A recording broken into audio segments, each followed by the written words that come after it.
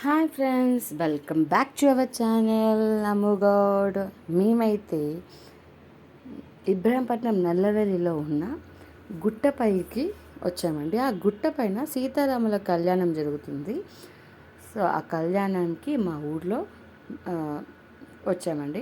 ఇక్కడ ఒక గుండం లాగా ఉంది కదండి, అది ఎప్పటి నుంచో ఇయర్స్ బ్యాక్ నుంచి గుండం అండి. అది పెద్దగా ఉండి ఇప్పుడు చిన్నగా అయిపోయింది. అక్కడ బావిలాగా పూర్వకాలంలో అక్కడ ఉన్నప్పుడు బావి వాటర్ చేదుకునేవాళ్ళు. అక్కడ వీల్ అండ్ యాక్సిల్ అక్కడ ఉన్నాయి చూడండి.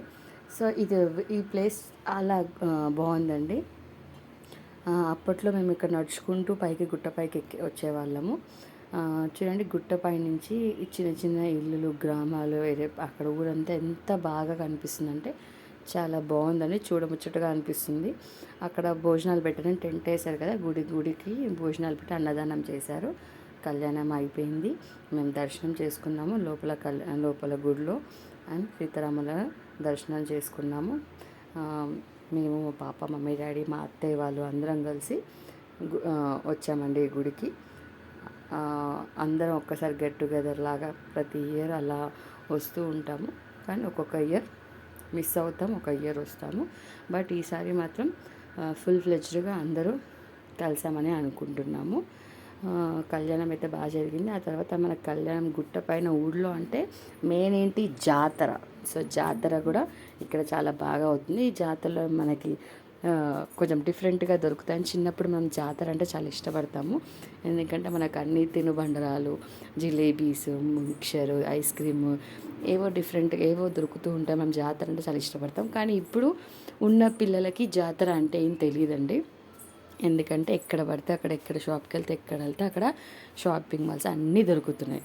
స్పెషల్గా జాతర అనేది ఏమీ లేదు.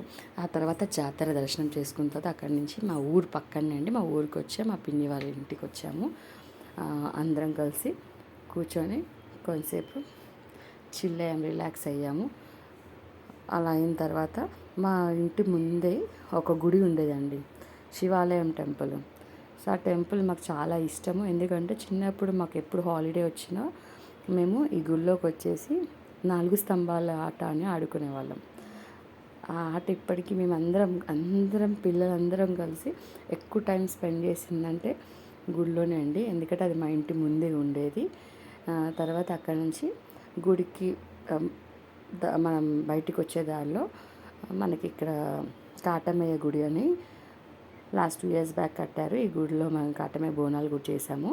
సో ఆ గుడిలో కూడా మేము రిటర్న్ వెళ్ళేటప్పుడు దర్శనం చేసుకొని వెళ్దాము, కొబ్బరికాయ కొడతామని సాగి మళ్ళీ దేవుడిని దర్శనం చేసుకొని అక్కడ కొబ్బరికాయ కొట్టి అక్కడ కాటమయ్య స్వామిని మొక్కుకొని మేము రిటర్న్ స్టార్ట్ అయ్యామండి. అక్కడ టెంపుల్ కూడా చాలా బాగుందండి. చాలా విశాలంగా చెట్లతో చాలా విశాలంగా అంత పీస్ఫుల్గా అనిపించిందండి టెంపుల్కి వెళ్ళాక. ఆ టెంపుల్ గేట్ ఓపెన్ చేయలేదు.